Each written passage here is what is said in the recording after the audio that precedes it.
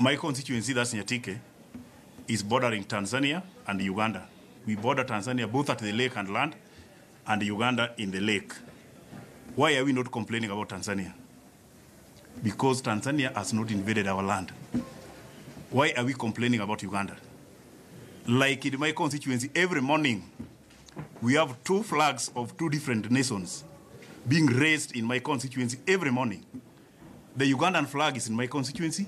The Kenyan flag is in my constituency. And we have a president in this country and is quiet about it. Me, as the MP of Nyatike, I'll only recognize the president of this country if he'll stand to defend the border of this country. If not, me and my people I'm representing this parliament will resist and will continue resisting, even if the resistance of the NASA will end.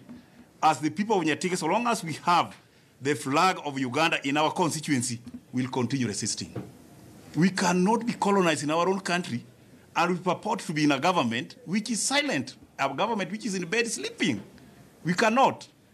As we are talking today, when our fishermen are arrested in the lake, they are forced to eat raw fish in a country like Kenya, where some of us, our fee were paid using that kind of business. Now, if we are stopped from doing that business, what are we going to do immediately? I want categorically say here today, if the government is tired of Nyanza, we are ready to go alone. We cannot force ourselves in a barricade which is not working. Let them declare. We have to redefine our relations with this government. But we are not going to force ourselves in a relationship where we are not benefiting. We are only being milked dry. We are Kenyans and we have a right to get our rightful share in this government. We are not pleading for it. We are demanding. Thank you.